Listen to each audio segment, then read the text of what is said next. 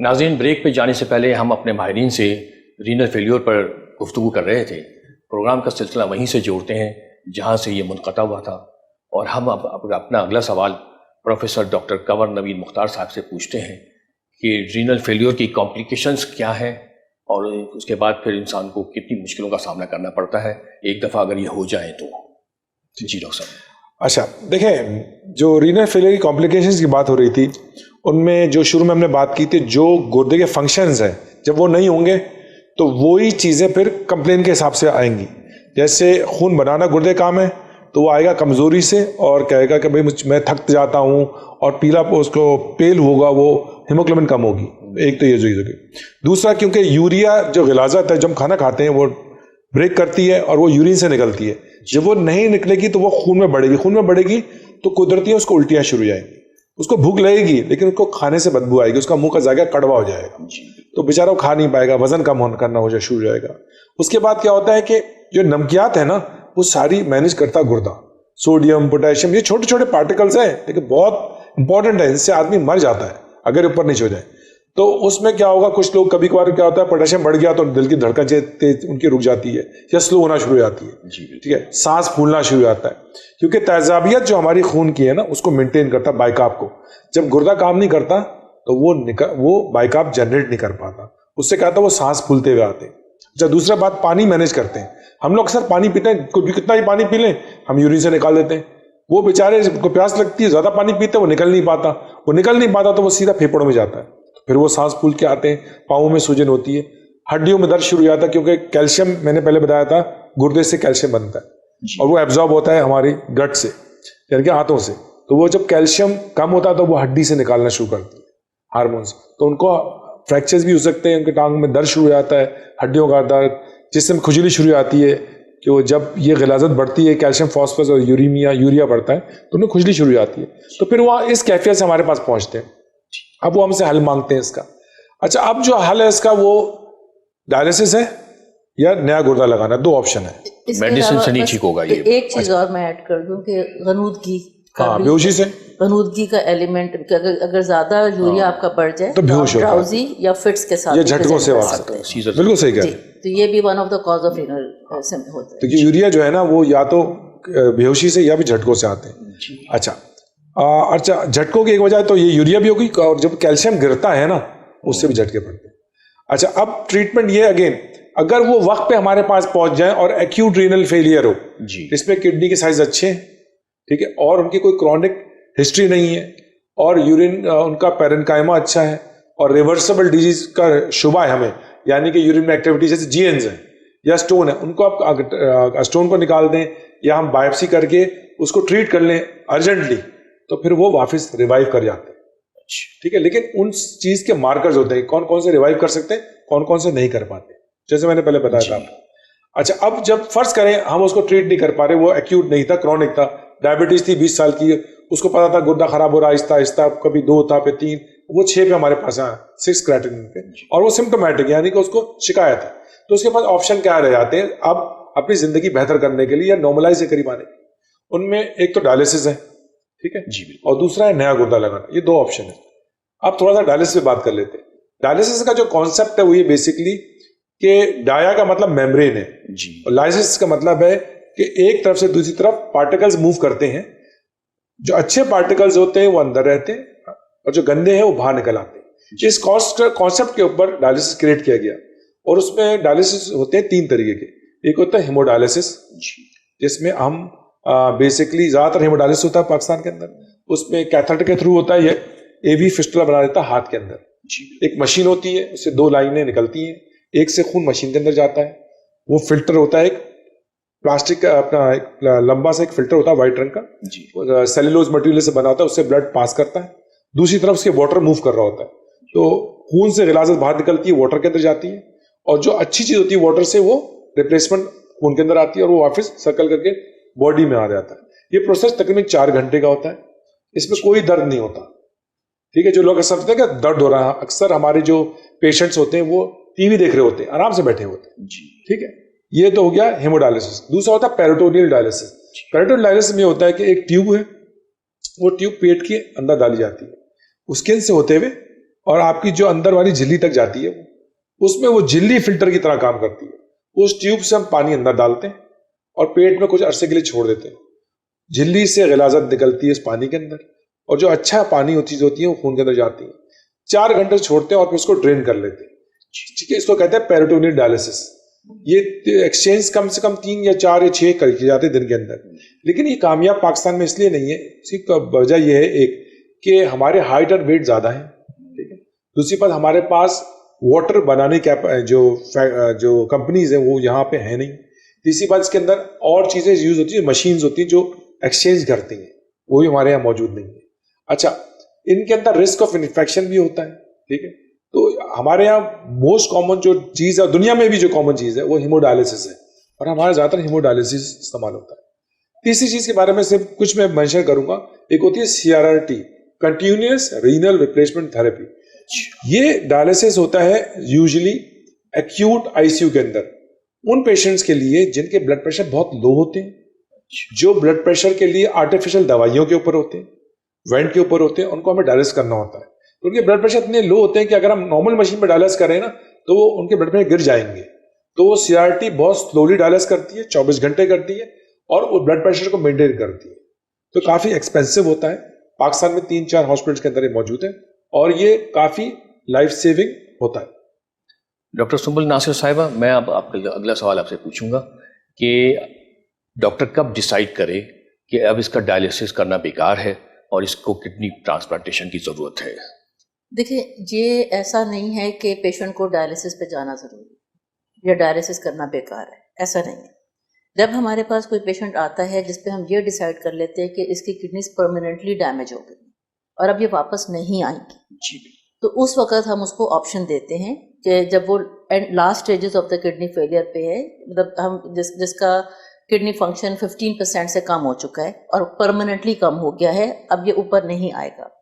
تو اگر کوئی ینگ پیشنٹ ہے like less than 60 years of age, اور یا ہیلدی 65 کو بھی ہم لے لیتے ہیں, اور جو ہے اس کو ایسی کوئی اور بیماری نہیں ہے جو کہ اس کو لائف تھریٹننگ ہو, کہ جس کو کینسر نہیں ہے یا اس کو کوئی ہارٹ اتنا کمزور نہیں ہے کہ جی وہ لائف ایکسپیکٹنسی زیادہ نہ ہو, تو ہم ان کو یہ آپشن دیتے ہیں کہ یا تو آپ اب تیاری کریں کہ آپ کو ڈائلسس پہ جائیں گے یا آپ سیدھا ٹرانسپلانٹ کروا رہے ہیں. یہ ایک دوسرے کا ریپلیسمنٹ ہے.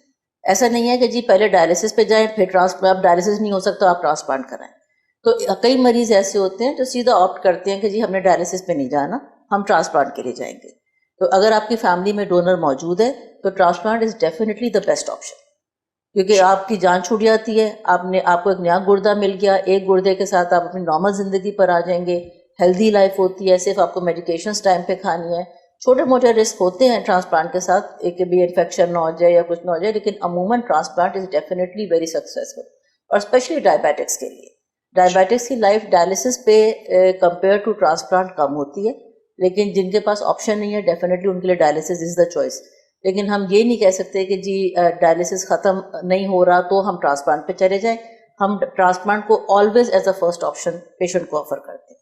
پھر جن کے پاس ڈونرز نہیں ہیں ان کو پھر ہم ڈائلسس کا آپشن دیتے ہیں. اچھا, ڈائلسس کی اپنی تکلیفیں کیا ہیں, اپنی کمپلیکیشنز کیا ہیں جو پیشنٹ کو سفر کرنی پڑتی ہیں؟ دیکھیں, یوزلی اگر اچھی جگہ پہ ڈائلسس کیا جا رہا ہے اور صحیح طریقے سے کیا جا رہا ہے اور پیشنٹ کمپلائنٹ ہے, کمپلائنٹ مینس کہ ٹائم پر آتا ہے, پورا 4 گھنٹے کا کرواتا ہے, بیچ میں ضد بحث نہیں کرتا. اب جو ہم نے اس کو ہدایات دی ہوتی ہیں کہ جی پانی بہت زیادہ نہیں پی کر آنا, 6 کلو 8 کلو پانی گین کر کے نہیں آتا, تو ایسا پیشنٹ جو ہے اس کو ڈائلسس میں کوئی بھی تکلیف نہیں ہوتی. ڈائلسس بڑا پین لیس پروسیس ہے. آپ نے بیسیکلی 2 نیڈلز لگانی ہیں آپ کے فسٹولا میں, یا جن کو کیتھیٹر ڈلا ہوا ہے ان کا اپنے کیتھیٹر سے آپ نے ہک کیا اور اس کے بعد بلڈ مشین میں گھوما اور واپس چلا گیا. اب یہ ہوتا ہے کہ لیٹ سے کہ جی آپ بہت زیادہ اوور لوڈ میں آ گئے, آپ نے 6 کلو گین کیا ہوا ہے اور ہمیں نکالنا ہے, تو اس میں کیا ہوتا ہے کہ تھوڑا سا رسک ہوتا ہے کہ جی آپ کا بلڈ پریشر ڈراپ کر گیا. یا کبھی کبھار ایسا ہوتا ہے کہ جی ڈائلسس کے دوران میں پیشنٹ جو ہے اس کو اگر کیتھیٹر ڈلا ہوا ہے, اس کو کوئی انفیکشن ہو گئی تو وہ سک ہو سکتا ہے, اس کو سردی لگ سکتی ہے, اس کو الٹیاں شروع ہو سکتی ہیں, اس کو جو ہے کبھی ایکسٹرا بلیڈنگ کا رسک ہوتا ہے کہ جی اگر ہل گیا, نیڈل ہل گئی تو وہاں سے بلیڈنگ ہو رسک ہو گئی. لیکن عموماً ڈائلسس جو ہے اگر صحیح جگہ ہے, ٹیکنیشین آپ کو قریب سے دیکھ رہا ہے, آپ کو خود اپنا جو ڈائلسس کے پیشنٹس ہوتے ہیں وہ آدھے ڈاکٹر تو خود بن چکے ہوتے ہیں, انہیں پتہ ہوتا ہے کہ ہم نے کیا گڑبڑ کی ہے, بلڈ پریشر آج زیادہ ہم لے کر آئے ہیں یا آج ہم کم لے کر آئے ہیں, اور وہ اس کو لے لیتے ہیں. تو ڈائلسس کی ان جنرل کمپلیکیشنز کم ہیں, لیکن ان کو ان مریضوں کے لیے جو کہ میڈیکیشنز باقاعدگی سے لیں اور اپنے باقاعدگی سے ہر مہینے لیب ٹیسٹ کرائیں. اگر آپ نے لیب ٹیسٹ 4 مہینے نہیں کرائے تو پھر بہت سے نمکیات, بہت سی چیزیں, کیونکہ ڈائلسس بھی بیسیکلی ایک پرسکرپشن ہے. ایک دفعہ آپ ایک کڈنی یوز کر رہے ہیں تو کڈنی آپ کی کڈنی 24 گھنٹے 7 دن کام کر رہی ہے. یہ آپ ڈائلسس کر رہے ہیں ہفتے میں 3 دن 4 گھنٹے کے لیے, تو 12 گھنٹے میں آپ اتنا کام لے رہے ہیں. تو ڈیفینیٹلی اتنی کلیئرنس تو نہیں آ سکتی جتنی نارمل آتی ہے. تو ان لوگوں کی ہم منتھلی لیبس کرواتے ہیں, اور لیبس کی بیسس پر ان کے ڈائلسس کے آورز, چیزیں ان کو چینج کیا جاتا ہے. تو اگر وہ صحیح چل رہا ہے تو پیشنٹ کمفرٹیبل ہے, اور اگر اس میں اوپر نیچے ہو رہا ہے تو وہ دے کین گیٹ سک. ڈاکٹر قمر نوید صاحب, میں آپ سے پوچھوں گا کہ رینل فیلئر کے مریض کو احتیاطیں کون کون سی کرنی چاہیے, اور ان کو غذائیں کون کون سی کھانی چاہیے اور کون سی نہیں کھانی. تھوڑا سا میں ایک چیز میں ایڈ کر جاؤں گا ٹرانسپلانٹ کے اندر. جی جی, ایک امپورٹنٹ میسج یہ ہے کہ جو پری ایمپٹیو ٹرانسپلانٹ ہوتا ہے, پری ایمپٹیو کا مطلب آپ ڈائلسس پہ نہیں گئے, ان لوگوں کے ریزلٹس ان لوگوں سے جو ڈائلسس پہ گئے ہیں ان سے بہتر ریزلٹس ہیں. اور اکثر لوگ اس لیے چاہتے ہیں کہ وہ ڈائلسس سے, کیونکہ جو پروسیجر ہے فسٹلا بننے کا اکثر فیمیل کو ہوتا ہے کہ نشان آئے گا, کیونکہ سرجری ہوتی ہے ہاتھ کے اوپر, تو وہ نہیں چاہتی, یا گردن پہ ایک کیتھیٹر ڈالتا ہے وہ نظر آتا ہے, تو اس چیز سے ینگ لوگ اوائڈ کرتے ہیں. تو پری ایمپٹیو ٹرانسپلانٹ کے result compare to dialysis patient پہ کے مقابلے میں بہتر ہے. 2 یا 3 اور اس کی لائف بھی بہتر ہوتی ہے بالکل. کمپیریٹیولی. ان کے جو ڈائلسس پہ کافی لمبا عرصہ رہ چکے ہیں, اور ان کی شکلیں بھی عجیب ڈارک کلر ہو جاتا ہے. وہ وجہ یہ نہیں, جو آپ نے جو دیکھے نا, ہوتا ہے کہ آپ جن کا ذکر کر رہے ہیں وہ پورلی ڈائلائز پیشنٹ ہیں. آپ میں سمجھ گیا, وہ پیشنٹ جہاں سے آتے ہیں نا, ٹھیک ہے, تو وہ پورلی ڈائلائز ہوتے ہیں. جیسے ڈاکٹر سمجھ نے بڑی امپورٹنٹ بات کی, اگر ہم کرائٹیریا ڈو کی گائیڈ لائنز ہیں اسٹینڈرڈ ڈائلائز دنیا کی, وہ فالو کریں, یعنی کہ کلیئرنس باقاعدہ ان کا ناپیں اور ان کو فالو کریں, تو آپ یقین کریں وہ پیشنٹس آپ پہچان نہیں پائیں گے.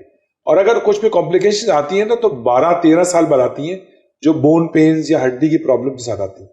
اچھا, آپ کا سوال آپ جو کہہ رہے تھے مجھ سے, میں نے کہا کہ وہ رینل فیلئر, اچھا اب 2 حصوں میں ڈیوائڈ کریں, احتیاطیں کرنی ہیں اسے 2 حصے کے میں ڈیوائڈ کریں. ایک ہے کہ ابھی رینل فیلئر سٹارٹ ہوا ہے اور وہ شروع کے سٹیجز میں, یعنی کہ ابھی ڈائلسس پہ نہیں پہنچے. جی جی, ان لوگوں کو ہم کہتے ہیں کہ آپ نمک کم کھائیں, کیونکہ نمک خود ہائی بلڈ پریشر کرتا ہے. ایک دوسرا ہم ان سے کہتے ہیں کہ وہ ریڈ میٹ نہ کھائیں, یعنی کہ بڑے کا گوشت, بکرے کا, گائے کا گوشت نہ کھائیں, کیونکہ وہ کڈنی کو چیلنج کرتا ہے, فلٹریشن بڑھاتا ہے. جو ایک ڈیمیج چیز ہے ہم اس کو کم چیلنج کرتے ہیں, ٹھیک ہے. تو ہم ان کو کہتے ہیں ڈائٹ, اچھا وہ ویجیٹیبلس لے لیں, ٹھیک ہے, ایکسرسائز کریں, ویٹ مینٹین کریں. اچھا, پانی درمیانہ, لوگ کہتے ہیں پانی بہت زیادہ پیے نہیں, جب گردہ خراب ہو جاتا تو وہ اتنا پانی کلیئر نہیں کر سکتا, تو آپ اس کے پانی کو رکھتے ہیں آپ 1.5 یا 2 لیٹر کے درمیان, ایز لانگ اس کو کوئی ایڈیما نہیں ہو رہا ہے, یعنی کہ پاؤں میں کوئی سوجن نہیں ہے اور سانس نہیں. وقت پہ دوائی کھانا بہت ضروری ہے, ٹھیک ہے. کیلشیم فاسفورس پہ ہم نظر رکھتے ہیں, کیونکہ ان کو خاص نمبر پہ رہنا ضروری ہے, خاص مقدار میں. بلڈ پریشر ٹائٹ کنٹرول ہونا چاہیے, شوگر کا پیشنٹ ہے ٹائٹ کنٹرول ہونی چاہیے, ٹھیک ہے. یہ ہم ان 2 والوں کی بات کر رہے ہیں. اگر فرض کریں وہ آٹومیون ڈیزیز یعنی کہ لوپس والا ہے, اس کو اپنی دوائیاں ضرور وقت پہ کھانی چاہیے, اس سے گردے کی عمر بڑھتی اور گھٹتی ہے, ٹھیک ہے, ٹھیک ہے. تو یہ ان کے احتیاط ہوتے ہیں بیسیکلی, جی ٹھیک ہے. اب آ جائیں آپ ڈائلسس کے اوپر چلے گئے. ڈائلسس میں جب پیشنٹ جاتا ہے نا تو ہم اس کی پروٹین ڈائٹ کھول دیتے ہیں, کیونکہ اب اس کو کیا ہم ڈائلسس کر رہے ہیں, ٹھیک ہے, تو ڈائلسس سے غلازت نکلتی ہے, تو ہم اس کی ویٹ تھوڑا سا اب اس نے جو ویٹ لاس کیا ہوتا ہے وہ لیٹ ہو چکا ہوتا ہے, تو پھر ہم اس کی ڈائٹ کہتے ہیں کہ آپ تھوڑا سا آپ گوشت لے لیں یا انڈا کھا لیں, ٹھیک ہے. تو اس کی یہ ویٹ گین کرتا ہے, اور آہستہ آہستہ اس کا جو پانی وہ کم ہوتا ہے, اس کا مسل ماس بڑھنا شروع کرتا ہے. ان سب پیشنٹ کو ہر مہینے ہم ریویو کرتے ہیں لیب کے تھرو, اور میں ہمارے پاس مارکرز ہوتے ہیں کہ اس کی ہیموگلوبن بڑھ رہی ہے, اس کا مطلب صحیح ڈائریکشن میں, اس کی کلیئرنس جو ہے وہ 75% سے اوپر ہے, ٹھیک ہے. اس کی کیلشیم فاسفورس کنٹرول میں ہے, اس کا بلڈ پریشر کنٹرول میں. اچھا, اب اس کی ہم یہ بھی دیکھتے ہیں کہ اس کی فیملی میں اس کی اب جو, کیونکہ اکثر یہ بہت ڈپریس ہوتے ہیں, تو ان کی فیملی خود بتاتی ہے کہ اب ان کا موڈ اچھا ہوتا ہے, اب یہ واک بھی کرتے ہیں, سارے مارکرز فالو کیے جاتے ہیں. ناظرین, ہمارا اگلا سوال ہے کہ گردوں میں پتھری کیوں اور کیسے پیدا ہوتی ہے اور اس کی کتنی قسمیں ہیں, لیکن اس سوال کا جواب ہم اپنے ماہرین سے ایک بریک کے بعد لیں گے. ہمارے ساتھ رہیے گا.